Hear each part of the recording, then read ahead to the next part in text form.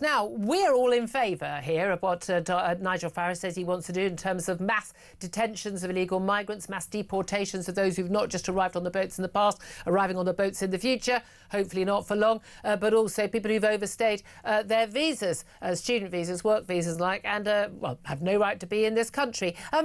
I'm assuming you're in favour of people being law-abiding, in favour of, proper border controls of any normal country. You must support what Nigel Farage is wanting to do as well, won't you? I think there's a question of baby in bathwater. I think Farage is going to spend a lot of money and throw out fundamental human rights completely unnecessarily and with a terrible record on delivering anything on immigration.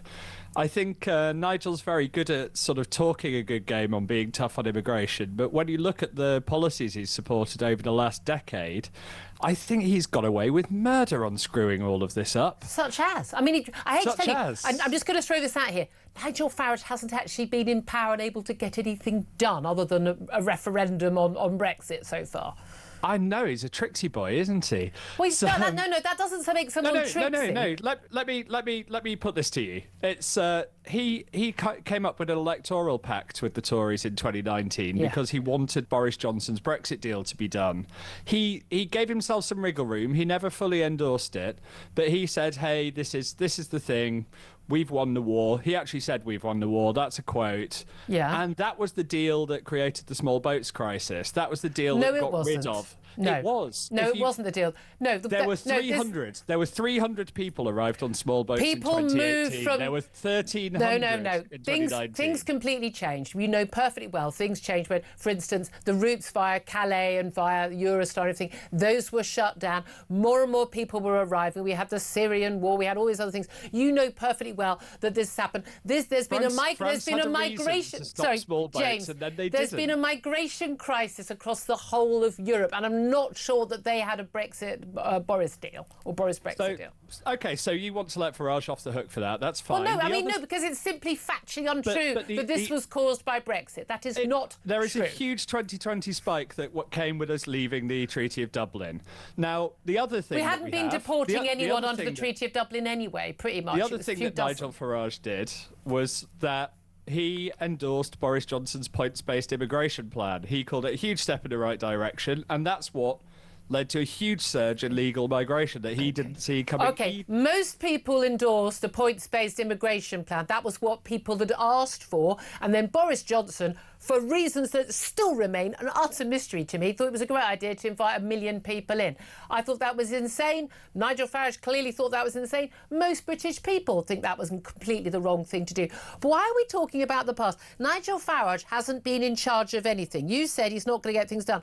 Why? I want to talk about the policy that getting what he wants on immigration and it not working and it costing a fortune. So I think what he's offering here is more things that he hasn't bothered to do any homework on, that won't work, that will cost a fortune. Why won't it work? Why can't you detain people who arrive here? Why can't you hold them in camps? Why can't you build some porter cabin camps on military land? Why can't you deport them? I don't know why any of that is unfeasible. He can't give you the most basic of details like on what? This. He can't say what military land he would use. He can't say how he would do any of this. He can't... Look, we've heard this I'm sorry, endlessly. It's 4 years out from the next general election. No possible government in waiting would have that information. You don't need to have that information. This is his number one issue. He's never delivered anything in his life, and he's got no thoughts He's delivered one. Brexit. Well, even he says that everyone made a god-awful mess of it. If he was saying, I delivered Brexit... Yeah, we have left the European Union. That doesn't mean that the deal was what we wanted. And no one thinks it works. I know. Also, No, James. No, Brexit does work. And here's how we know it works. Because no government, since we've left, has been able to say, oh, nothing to do with us because you won't let us. And we're allowed to get rid of those governments that fail us, which is what people did last time round, and it's what they're likely to do next time round, judging on the polls. Got lower economic growth, higher immigration, and we haven't managed to get any Brexit. You don't think it's got anything to do with lockdown policy or energy prices or the Ukraine war? No? I mean, that's an awful lot of excuses. Isn't it? I thought that we'd do Brexit... We locked down our economy I mean, look, at least it's helped us produce more excuses than ever before. Oh, You know, James, we used this to is blame the EU, embarrassing. now we blame lockdown. I mean, that was 5 years ago, Julia. Come on. It was 5 years. I hate to tell you, it wasn't 5 years ago. We were still in lockdown in 2021, by the way. The impact went on for far longer than that. I mean, you're rewriting history. I hate to tell you, most of Europe is also in economic doldrums. If you've seen what's happening in France, they're about to lose yet another government, another prime minister, because of the economic difficulties. And they didn't vote for Brexit. They didn't vote for Brexit. They've got massive debts, massive unemployment, massive inflation, massive problems, and they didn't vote for Brexit. So why is it Brexit's fault for us?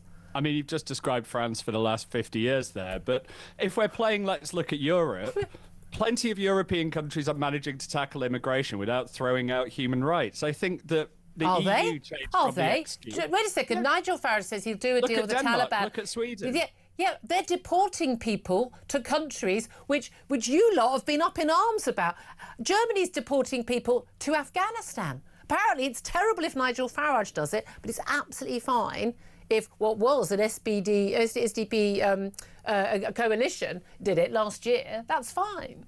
I'm not happy with deporting to Afghanistan. Why not? I'll be honest, but I don't think that we should send people back to the Taliban. I think most of the public are with me on that. Should anyone who can flee Afghanistan be allowed to stay here then? No, I think you should check their individual circumstances quickly and send people back if they are not at individual risk. I think that's how would you assess that? I mean, surely anybody would be at risk, no? I mean, any woman, certainly. Yes, I think any woman would be at risk. So anybody who can leave Afghanistan, we should take. I think we have to look at the individual circumstances, as we have a system to do, and work on it. That is how political asylum works. Here's the question. And most of us still think we should do our duty on international asylum. Yes, and I think there is an argument for that. How many people, roughly, given the huge number of people living in basket case countries with nasty regimes, either civil war or repressive regimes and the like, how many of those many hundreds of millions of people, roughly, to the nearest 10 million, say, do you think we should take here in the UK? We've never taken that many. We've never taken ask you that. more than about 50,000 a year. You say we have a duty. Of course, there are reasonable limits to what. So, what would that limit be? But I think it probably is in the tens of thousands, which is about what we do at the moment. Well, we take more than we take more. No, we don't. On asylum, we take tens of thousands a year. That's it. It is a tiny fraction of immigration. It's used to distract from the fact we have an economy that relies on immigration. We have public services that rely on immigration. Most of the housing pressure that we suffer comes from legal immigration that we need. We need. Well, maybe we wouldn't need pressure. it if we didn't have so many migrants living in the country. But none of that's got anything to do with asylum. None of that's got anything to do with. Well, a lot of it has, because I think even the Labour government has accepted, by definition, because some of the people they're saying they'd be willing to do the one in, one out policy, which we'll see if that ever comes to. I mean, even if it does come to fruition, it's still not actually getting rid of people in terms of the numbers. They have accepted, clearly by dint of that, they would accept some people who are genuine asylum seekers over people who've arrived here by boat. So they've accepted there are people arriving by boat who are not genuine asylum seekers. Yes, of course they have. I mean, of course they have. I mean, a bunch of young men who've travelled across the whole of Europe to get to our country. Julia. They're not genuine asylum seekers, are they? No, not everyone. About half, slightly over half, our courts find are. And at least half of the people arriving by boat have already been rejected for asylum in Europe. Some of them have. At least half. We don't have nearly as good information sharing as we used to do when, Well, that's up to the EU, isn't it? They could stop punishing us. Well, no, that's up to us. We changed the relationship. No, there was a democratic vote to leave the EU. The EU could share that information if they wanted to. No, it's not. They are not required not to do it because of the EU. It's entirely their choice. No, they're not. But we changed the relationship. It's their choice. We're asking them to do us a favour after we've not to do us a favour, to share information that's useful for both sides. Do you think that Nigel Farage... It's not that useful to their side. They don't have a stream of illegal migration coming from the UK, do they? No, but We they are do asking have, them but they to do us a do have favour. tens of thousands of young men of fighting age arriving in France, for instance. Well, they say 40% of people arriving in the EU would like ultimately come to France. The French have said we've got that El Dorado pulling power because of the ridiculous benefits we give people who arrive here and their ability to stay here forever, no matter what, even if they're not judged to actually be worthy of asylum. Those people wouldn't be travelling through France and living rough in Calais if they didn't want to travel to the UK. So it would be in their interests, actually. Well, that's not how they see it. And we used to have relationships that dealt with all of this. Well, we did, and they still you didn't said take that them we back. didn't. Well, we had far fewer arrivals then. So did the rest of Europe. Etc. And so did the rest of Europe. Well, we had a few crises in there, but let me stress, we end up talking endlessly about asylum because it's a lot easier to have that discussion than to talk about immigration at large. We talk about both all the time on this show, and I would cut both. It's immigration at large that causes the housing pressure, that causes the pressure on services and so on. Asylum is a tiny fraction of it, and we stay on it because it's easier to say, send them home. It's easier to say, fix it, than to reckon with the much more difficult conversations. It's not a difficult conversation. Whether we will take no, the no, price it's a on difficult conversation at your North London dinner parties, James. It's not for the rest of us. I'm saying asylum's the easy conversation. No, both conversations are very easy. If mass uncontrolled, which is what it's pretty much been for the last 30 years, immigration to this country brought economic joy and cultural cohesion and diversity is our strength to this country, we wouldn't be in the mess we're in now, would we? Legal immigration is what's propping the NHS up. It's not propping the NHS up. It's lots of people.